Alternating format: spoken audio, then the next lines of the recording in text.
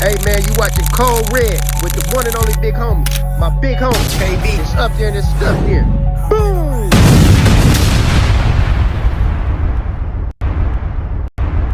Ricardo or more. Drink like a boss. Hey, what up? We in Cold Red. Where there's smoke, there's fire. I'm your host, the Playmaker. And we got a very, very special guest in the building. Charles, the Storyteller Burgess. What's up? What's up? What's up, Playmaker? Ain't nothing, man. How you doing? I'm great, bro. Man, well, it's good to finally get you on the couch. I said that to a person yesterday. I said, man, how you doing? He said, I ain't never been bad. I was like, wow. Profound. Say that. That's profound. Well, I got some very in-depth questions I'd like to ask you. You ready? I'm ready. Let's roll. Man, let's get right to it. The world knows you as Charles, the Storyteller Burgess. But there was a time before then. Yeah. We called you Chuck. Yeah, they call me Chuck. Let's talk about the early days of the Storyteller. Where you from? 25th and Chambers. 25th and Chambers. Man, what was life growing up like on 25th and Chambers? Well, you know, we had a poverty-stricken area that really changed around 84, 85, when the BCs started coming out, and then the gang stuff, the 2-7 gang, and everybody was rolling with Billy Cannon, and it just changed the hood, and it changed me at the same time. Seeing that, I got off the porch around the age 14 because I didn't want to be left behind. Well, what I thought was being left behind. That's what happens to most youth. They don't want to get left behind, so they join what an old man used to tell me was called the in crowd. So I got with the in crowd and became a hustler at an early age. Didn't have to, even though we was in the poverty-stricken area, my family was all right. My mother started an insurance company. She about 35 years in business. My granddad at the time was the top employee at JL Market, so I had all the Chuck Taylors in the world I wanted. But I did what I thought a young man should be doing. So I remember those days, and you were very good at it, I must say. But when you say you changed, can you go into depth a little bit about that? Like, I mean, you were really into school and books then, or? Yeah, I was always into school, books, instruments, which I can't play no more, but I was always into school and books. I always had carried a 3-point book average. I was always up on my curriculum, all of that. I think when you start having money, I don't care who you are, you're going to change. And that change ain't necessarily for the worse, because I think I changed and became a good person. I was good to people, but I still changed. I changed inside. From the inside out, I changed. Different things I wanted to do, and I made sure I could do them. It's different vehicles I wanted to have. I made sure I had them. It's different women I wanted to mingle with. The money made it easy to mingle with those women. So you're going to change, I went from wearing Chuck Taylors to Murray's. That's a change in itself.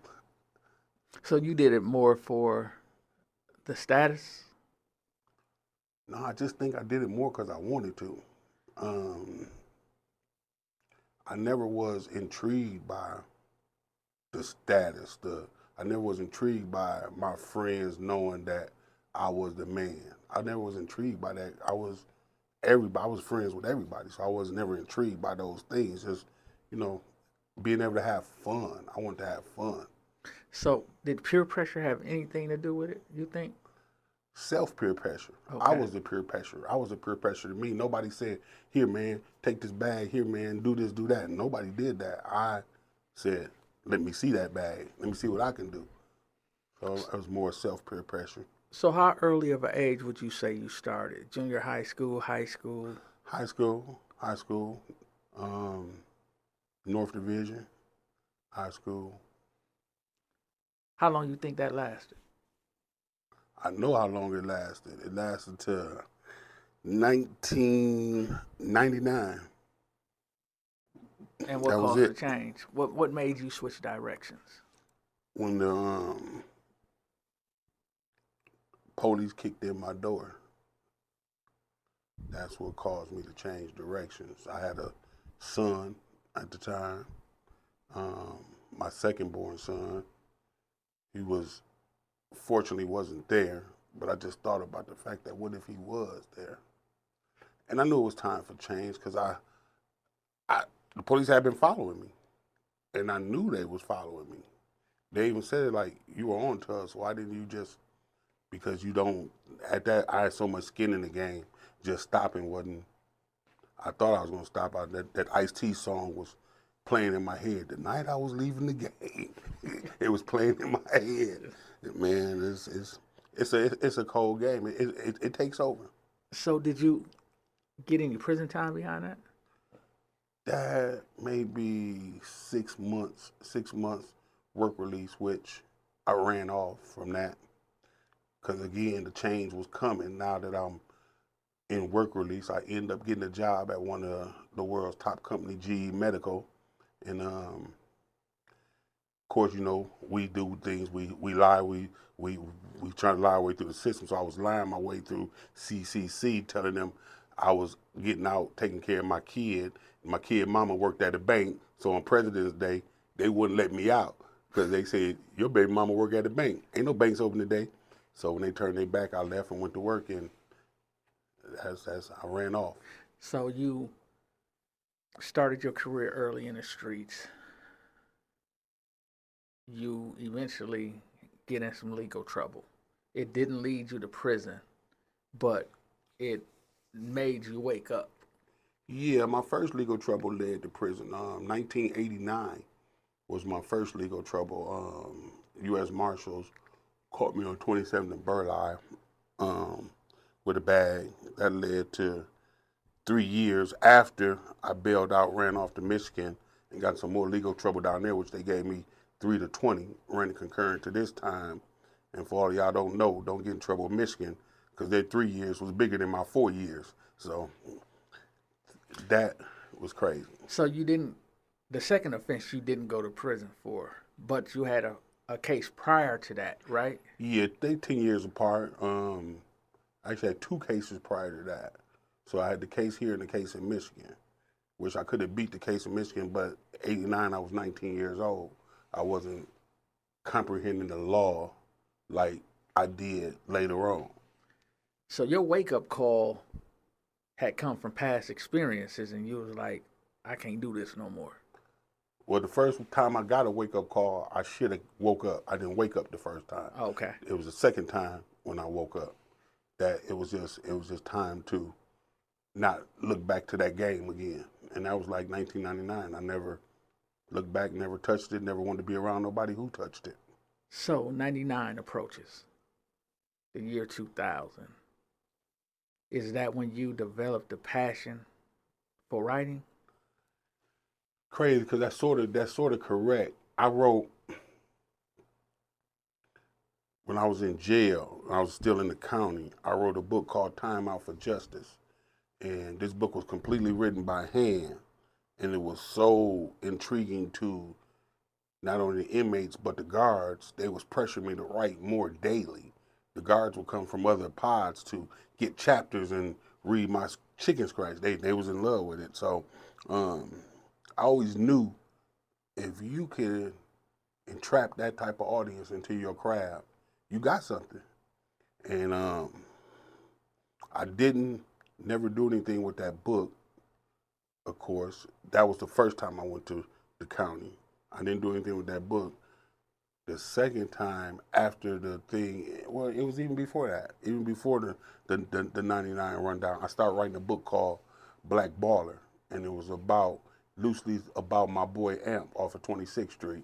And we used to sit on the phone every night and read chapters. I would just read chapters to him. He'd just be so intrigued that it was like, it was a good thing. I think my godmother actually still has a copy of that. So how many books have you actually written? I lost count. That many? I lost count. I could say For myself, I mean, let's count. We got Homies, which was the first book. Don't Say You Do It If You Don't. Bewildered. Cricket and Honey. The Ghetto Sopranos, Part 1, Part 2. Ballin'. Bittersweet. Cocaine Castle. Sins of the Seventh. Running Child, Running Wild. The poetry book. The relationship book. I got a little mini series called The Invisible Thug. I don't know, maybe 16, 17 books for myself. Of your own. Of my own. And then you started doing freelance writing for others, bringing their vision to life. Mm-hmm. So, ghostwriting. So I thought that was only in the rap world. So ghostwriting is all across the board. All across the board, yeah, ghostwriting. And the number of books that you wrote for other people is, you couldn't even name it. No, I couldn't put a number on it because I lost count. I mean, I've even written for some celebrities. Man, congratulations on that. Yeah. Out of all the books that you wrote, I know they all your babies. What was the one that gave you the most pleasure to write? I think there is not one, but there are several. Cricket and Honey probably was like, when I wrote that, I had become a big fan of James Patterson, so I had his style in mind. I wanted to urbanize it a little more. So I urbanized Cricket and Honey's story it's a real powerful story about two black female police officers, one from Detroit, one from California. They end up getting in trouble with their divisions and becoming partners. That book's on Amazon if y'all want to read it. Cricket and Honey, The Right to Remain Silent. A lot of people who followed me back then in them days, they were fans of the Ghetto Sopranos. The Ghetto Sopranos, 6 Laws of Power, and then Rise of the Family was the first one. I was born in Providence, Rhode Island, so I took the story back to Providence, Rhode Island, Wiggins Village, where I was actually born. Tale of a young drug dealer who comes up out of that area, real young, but real distinguished. He was real distinguished. He learned the game from watching old mafia movies, The Godfather, Goodfellas, Once Upon a Time in America, you named it. He watched it, he learned it, he became a black Italian kid. So people gravitated towards that. One of my favorites is Sins of the Seventh. It was a challenge, it was a book about a homosexual basketball player. So it was a challenge for me, but what made me write that book was I was a fan of Elin Harris. Elin Harris was a black gay writer who died of AIDS, but he wrote and told his story so elegantly. You just liked him. You just liked him. His main character Basil. You wanted to follow what Basil was on. You know, he didn't. So I took a character and I created Sins of the Seventh, which is the first book. Afraid of the Dark is part 2, which I haven't released yet, but I think that story is eloquently written, and people love it. You can see it. You can see it on Amazon.com. You can see the reviews on it. Great story. So, who inspired you to write your style of writing? Who was the most influential? I say Zane. Zane? Zane was the most influential. And I just seen her back in January in Atlanta. She was at a movie premiere. Me and Steve-O had one too, and we was talking about negligence, and she was like, "Oh yes, they mentioned me in that movie." I was like, "I know, I wrote it." So I was trying to, but I got a chance to meet her before then at the Milwaukee Public Library. She came here. They asked me to host a show, so that was big for me to be a guest speaker for the person who inspired me to actually write my first book, which was Homies. That happened, I'll tell a little story, that happened because I was on the way to a doctor's appointment with my mom, and she had Zane's book in the car, Sisters of APF, which was a story about these women who, they were well-to-do, they had money, but they played with niggas. They used us for what they wanted to use us for and threw us away. So I was like, when I got home, I said, I'm going to write a rebuttal to that book. And I cranked out the book Homies, and I went right to publishing it. I did it in a week. Wow. Man, what is the thought process of the storyteller when you come up with an idea to write, right? How do you empty everything out of your head to start fresh to be able to write another book? Well, that's a good question. I hate my head because when have a thought process, I'm up and I'm at it. I had a thought process last night. I don't know where it came from, but I went home and I'm gonna bring back a black exploitation movie from the 70s. I'm gonna rewrite it. Now, I woke up this morning and I started. I'm already 5 pages in. I woke up at 9 o'clock this morning and typed the first words. I'm already 5 pages in. Um, it's not, I don't think it's really all in my head. I think it's in my fingertips. So once I get in front of that computer, I don't know what I'm gonna write. If you had a computer right here, I could write a story right now. I don't have a story in mind, but we'll call it the platform, and I'll just go. It just comes right out the fingertips. That got to be a natural talent, man. Yeah, I think about Michael Jordan. He said that. Michael Jordan said when he shoot his shot, he knew from his fingertips if he was gonna make it or miss it. His fingertips told the story. And your fingertips are telling the story too. Michael Jordan, right? Say that. Man, you've learned how to adjust from decade to decade, from writing books, and now movies are the big things, right? So how did you make the transition from books to like writing scripts? It was actually easy to me. I get in trouble all the time. One of my homegirls in Detroit, the shoe lady, because when I write stuff for her, I got this natural ability to write it the way I want to write it. Mm-hmm. And she's like, oh, the format is wrong. But I use Final Draft, and I formatted the way I'm going to format it because I feel like if we're going to be using our own money, why do you need such a proper formatting? But I'm starting to get it because even with Steve-O, he'd be like, man, I had to go back and do this and fix this and fix this. It's a timing thing. When you go to shooting the movies, it's a timing thing. And if it's written, if it's formatted and structured properly, of course, to their liking, they can calculate their time on how many days it's going to take to do this or how I'm going to do this, how I'm going to do that but I'm more like, I feel like Quentin Tarantino or Tyler Perry. I'm gonna have the script. You're gonna have the script, and we're gonna do it. We're just gonna do it. Okay. So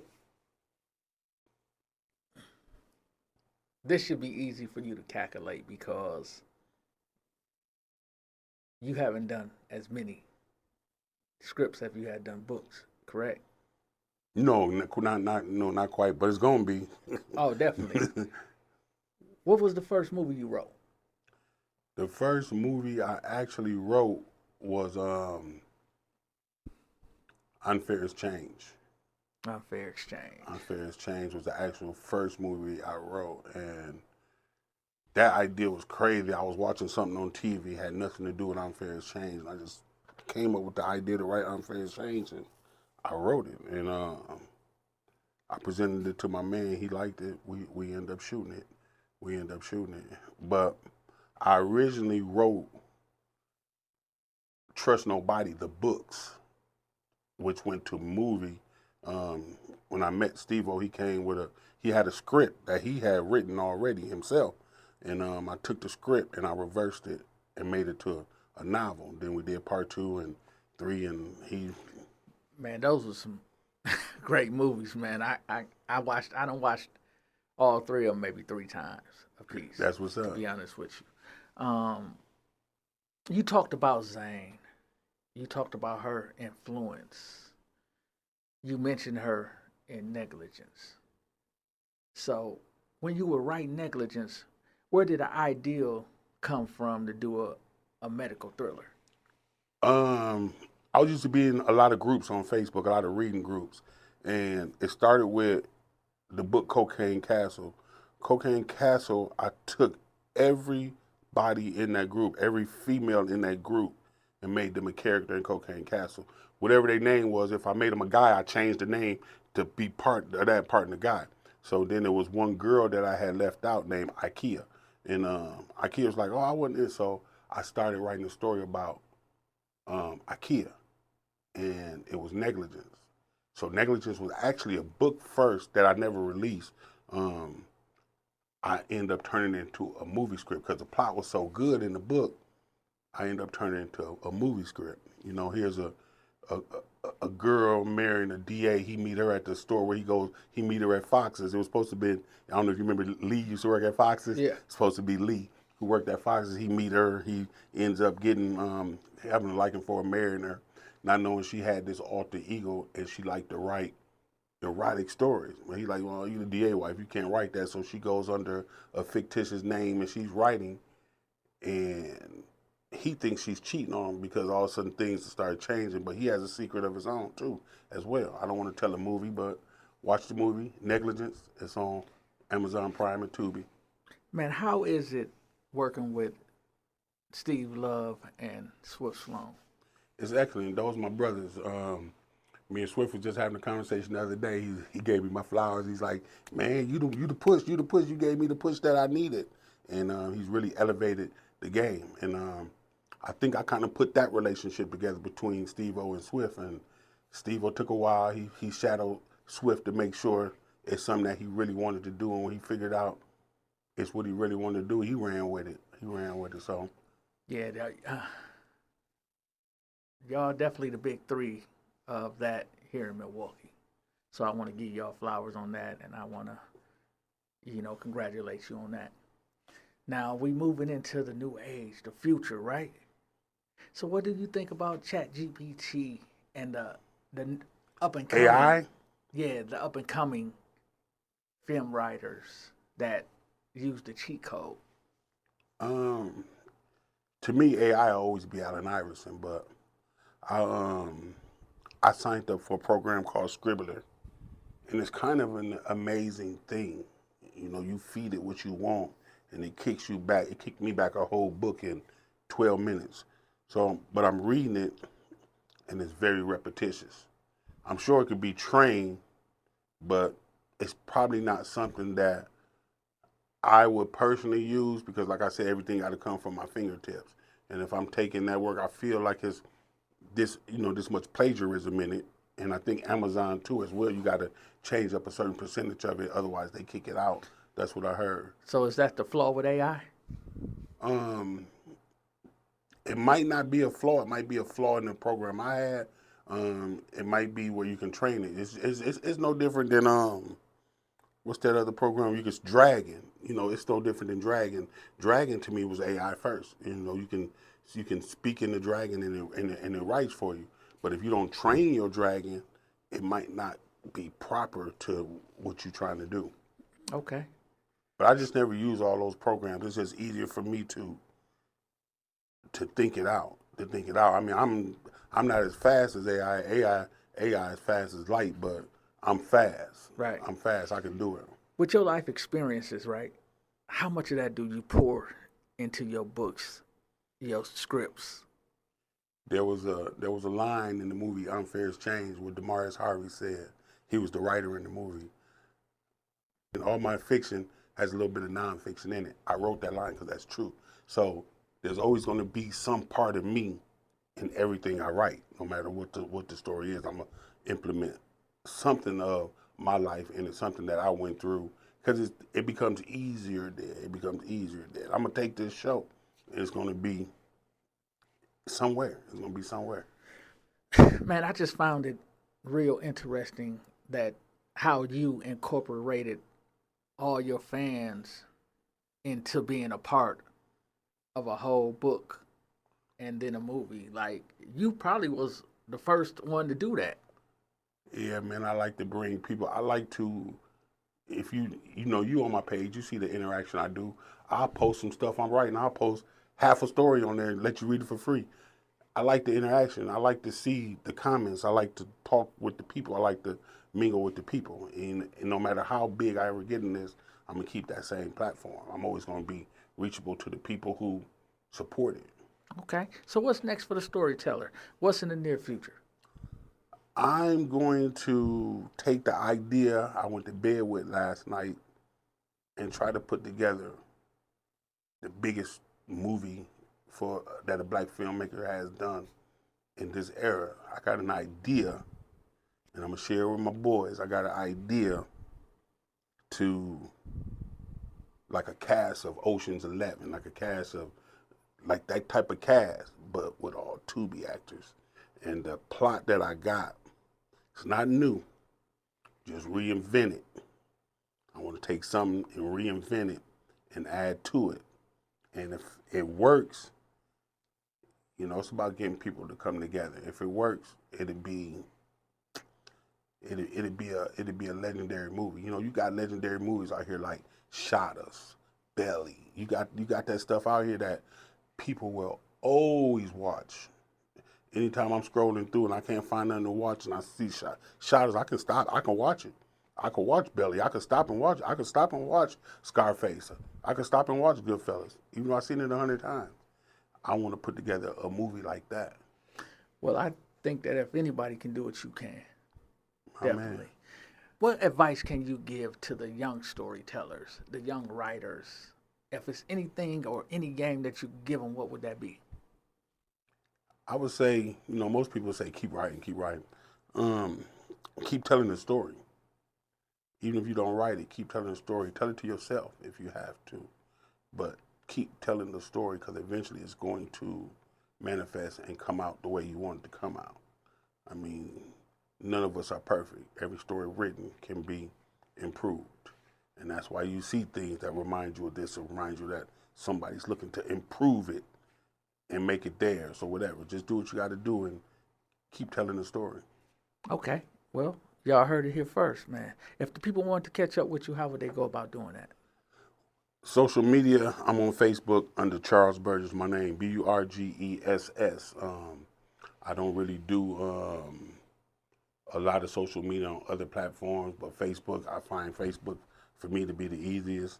So that's where I'm at. Because I'm sure somebody out there that want their story brought to life, and you the man for the job. Maybe. You don't take on all jobs? Now, I don't take on all jobs no more. And it's not saying, it's not about money.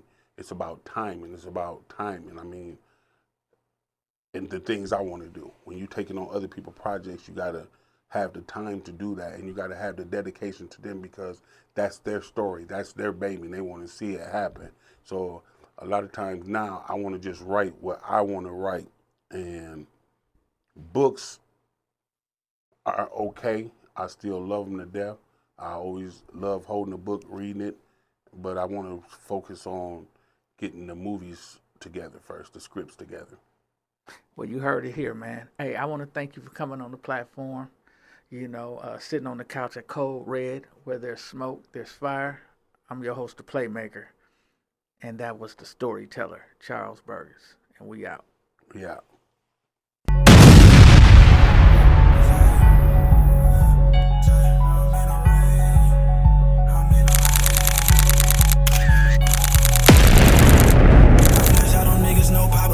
Look, baby, hop on this dick and ride like a Kawasaki. I be in mood almost every song.